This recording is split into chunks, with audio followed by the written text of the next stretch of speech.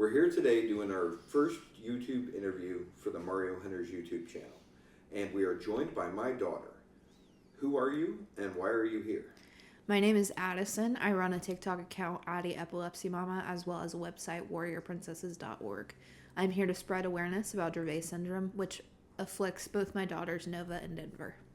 And could you tell us a little more about what Dravet Syndrome is? Dravet Syndrome is a rare severe epilepsy that affects 1 in 15,000 children. It has long seizures that are also difficult to treat, as well as causing developmental delays. Okay, and with your daughters, what age were they when they were diagnosed with Dravet Syndrome? Nova is 3 now and was diagnosed at a year old. Denver's a year and a half right now, and she was diagnosed at 10 months. What symptoms did they show that led you to the Dravet diagnosis? For Nova, it took us longer to come to Dravet as our conclusion because it was our first experience with it. Nova had very long status seizures, as well as she was very triggered by heat. Denver was diagnosed easily because of seeing her myoclonic episodes, which were very similar to the ones that Nova had experienced. What is a myoclonic episode? Myoclonic episodes in our family we call twitching or shaking. It is when our children have non-tonic clonic seizures, which could be their head dropping, it could be them falling abruptly, it could be arms shaking, things like that. Okay, so you're able to notice visible physical symptoms in the girls. Now, is that in all kids with Dravet, or is it exclusive to the girls? How does that work? All children with Dravet, from what I have researched and experienced, all experience different types of seizures alongside tonic-clonic, but what seizures they experience vary child to child. Okay.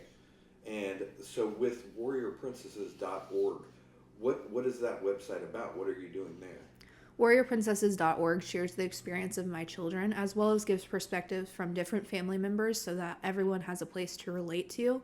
When I was first researching with Nova's diagnosis, I had trouble finding real life experience, so I wanted to provide that for other families.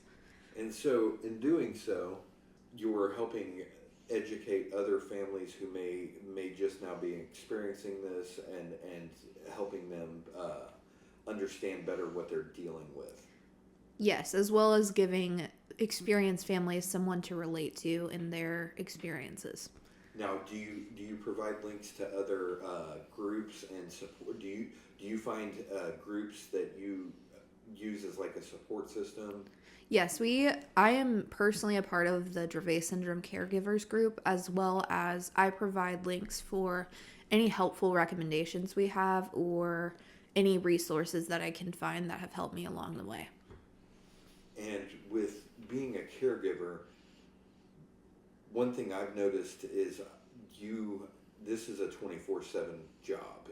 I like the girls have special cameras in their rooms and things like that. Is that something that's normal? Is that something that happens with Dravet syndrome? Most families I've seen with Dravet syndrome do experience needing 24/7 supervision for their children. Some families do that in a way of in-home nursing.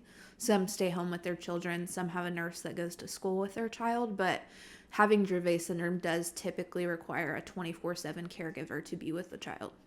And with Dravet, there's different levels as far as the extremities. Like between your two daughters, do you notice differences between how often seizures are or how frequent? Yes, so Dravet is a very random, it seems random at least, the way that seizures come upon children, as well as developmentally. A lot of delays are caused by medication or from seizures themselves. So most children are on different levels of how they're afflicted by this based on what medications they've been on, how many different seizures they've had, how long they've been without oxygen, etc. Well, and I think I read somewhere that it's, what do they call it, medically resistant? What does that mean? Medically resistant means that there's not a cure for Dravet syndrome, as well as stopping seizures is very, very difficult.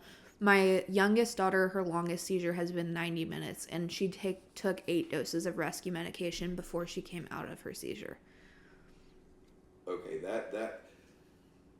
that's hard to think about as a parent. It's hard to think about seeing that, going through that. Now, do you find it therapeutic? Do you find it helpful to run your website? Is that do you get fulfillment out of that?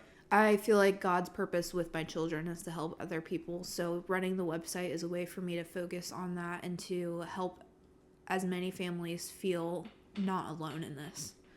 And in doing so, uh, from what I know, it's you guys, your family deals with a lot as far as financial burdens and things like that. With the girls, you can't necessarily just go out and get a full-time job and leave them with a babysitter. So, is there ways that people could can people donate to the girls? Is there how can that be done? So my children, specifically having two with Dravet syndrome, is very difficult because, as many of you know, if you miss so many days of work, you can be fired. Even with FMLA being so early in their diagnosis and having so many recurrent seizures, that is very difficult. So my husband stepped back from his job in March of this year to help take care of my younger daughter as well, because both children require 24/7 supervision. If you would like to donate to help us through this and help provide our girls with the best life possible, you can visit warriorprincesses.org and touch the donation link there. All right, and one of the reasons we're dropping this interview today, which is Warrior Wednesday, by the way, what does that mean? Warrior Wednesday is where we celebrate Dravet kids that are here, ones that have passed away in their fight with Dravet syndrome, and we help raise awareness for that. Okay, and I noticed the bracelets that you have on. What are those for? Yes, these bracelets say Nova and Denver, which is my daughter's names. They are purple, which is the color for epilepsy awareness. And my mom's whole Home Depot store on Wednesday wears purple to help raise awareness for Dravet. All right, and let's say somebody wanted to get one of those bracelets. How would they do that? Is that something they can get? Our bracelets are provided to donators. If you submit an email to us or message us with your address, we will send you a bracelet as well as a hand-painted picture from Nova. Awesome. And let's see, I think that, don't you have a new product that's dropping today? Is there something you'd like to talk about there? We're launching t-shirts and sweatshirts that say Warrior Princesses on them to help us spread awareness for Dravet syndrome. And how could someone find those t-shirts? You can find those t-shirts on warriorprincesses.org or through TikTok Shop. They are also available on mariohunters.com. Mariohunters.com, everything we do there is to support to support our family. So every video game that's sold, every t-shirt that's sold, that all goes to support the family. All right, well, I think what we'll do is we'll go ahead and wrap this up now, and we'll get this video posted today and try to drive people to the site and hopefully raise some donations and sell some t-shirts.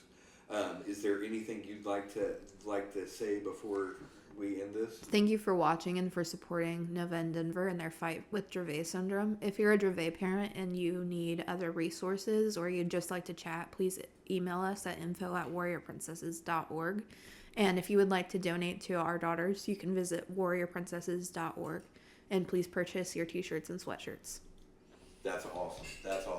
All right, the t-shirts and sweatshirts, warriorprincesses.org, mariohunters.com. Remember, all profits do go directly to the family.